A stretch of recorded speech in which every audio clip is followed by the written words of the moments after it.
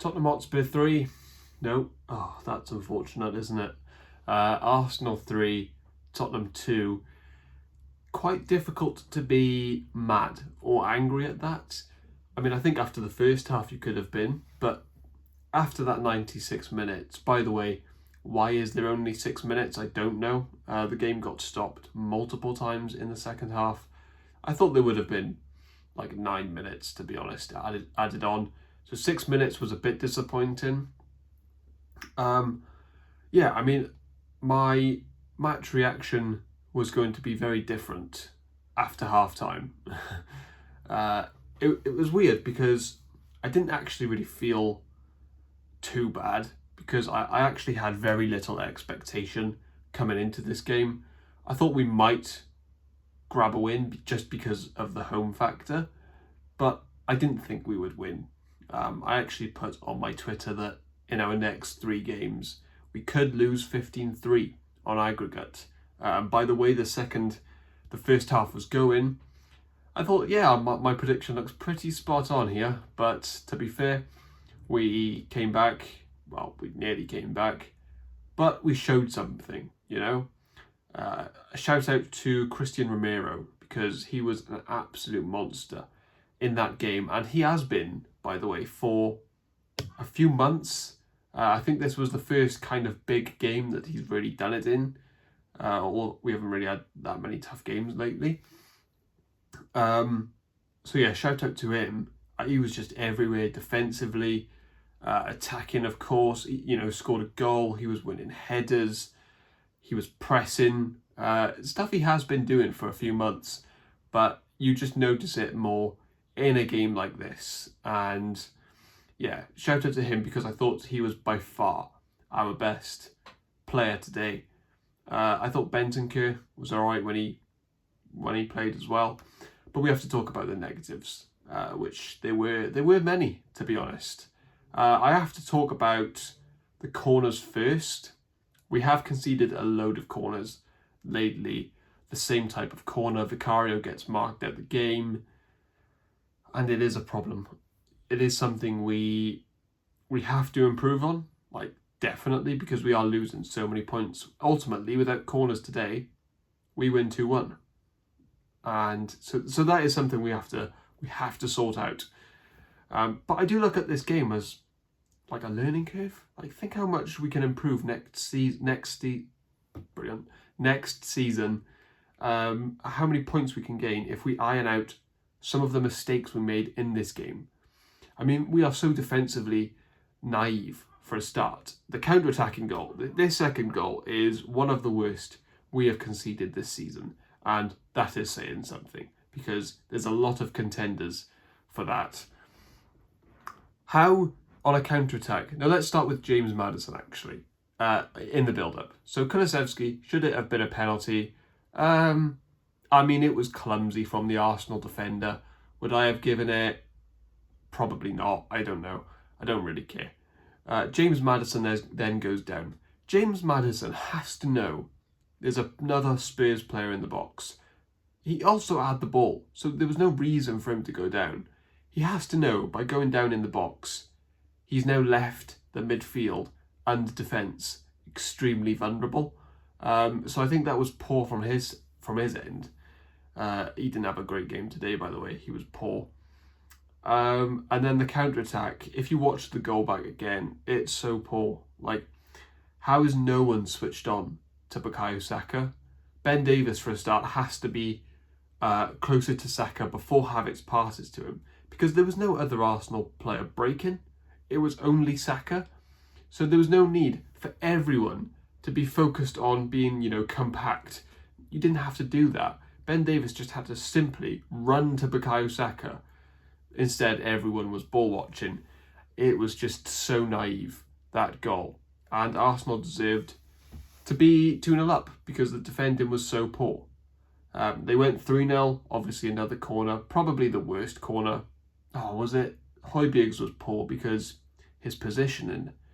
Often you can say an own goal, it happens, but this one actually just happened because of his poor positioning. So Arsenal done us completely in the first half, super clinical. But in the second half, it was just mad. And it's annoying because I've said so many in these types of videos, we're so inconsistent. But we ain't just inconsistent from 5 games to the next 5. We're inconsistent from minute 10 to minute 20. You know, how in the second half, the football was amazing. It really was. And in the first half, it was all right. It was decent. But in that second half, the way we kept the ball at times broke Arsenal's press.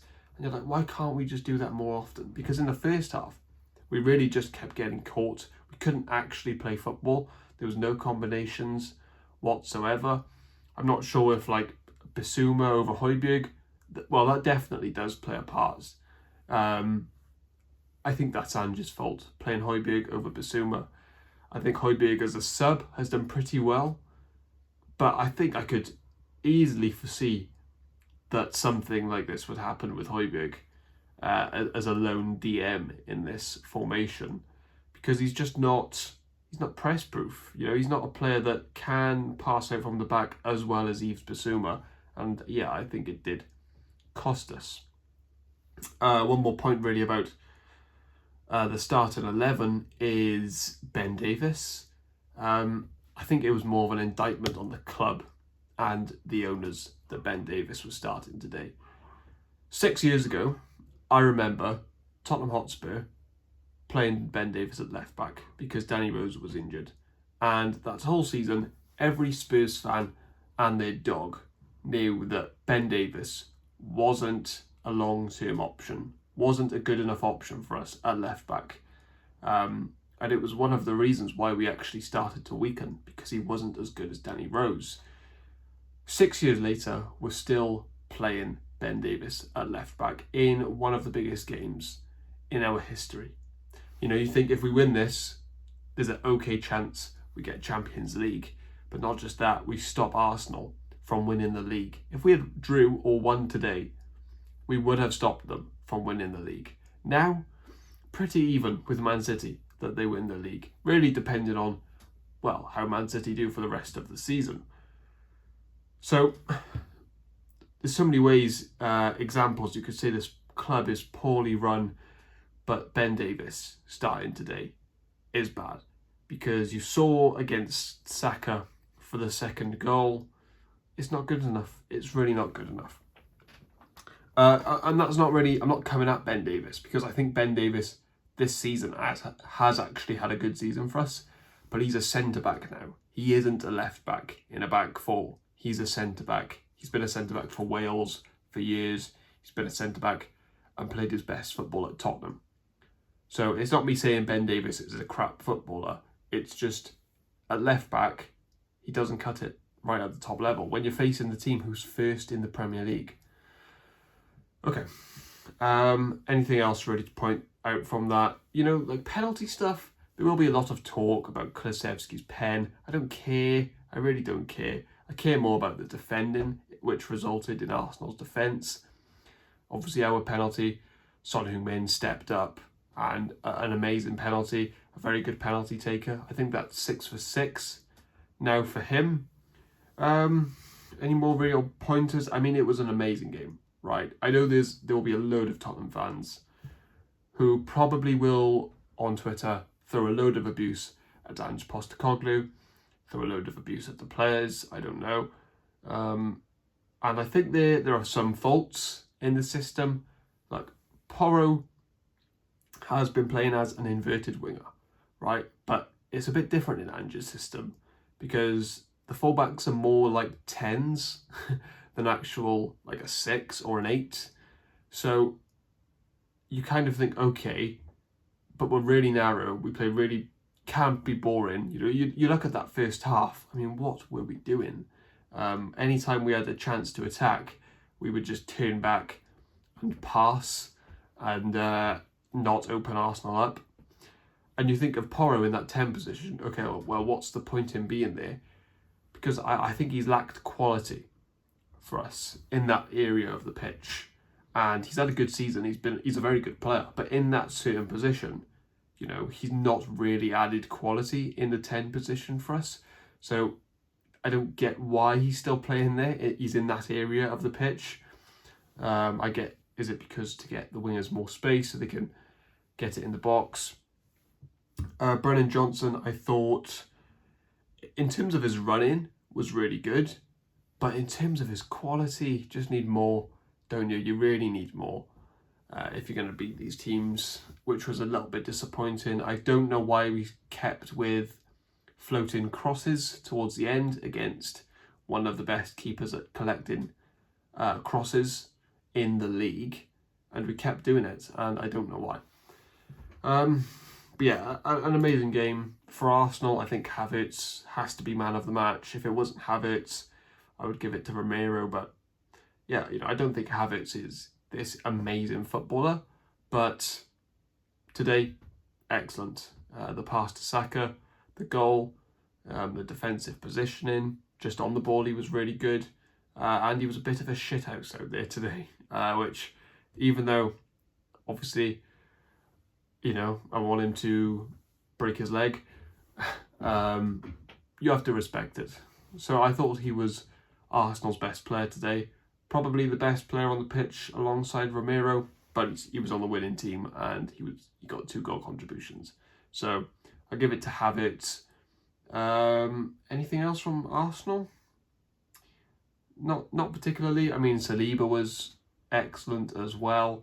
Anytime we kind of pressed, didn't really get near him. I think we should have pressed a lot more intensely at times. You've seen Son versus Man City at the Etihad, even against Arsenal at the Emirates, pressing really hard. We didn't really see that today. But for the last time, I'll say it, amazing game, phenomenal. North London derby never disappoints. Obviously, I'm disappointed, but we have to concede we are a worse side than Arsenal. And if the game kept going like it did in the first half, I'd understand a massive outrage.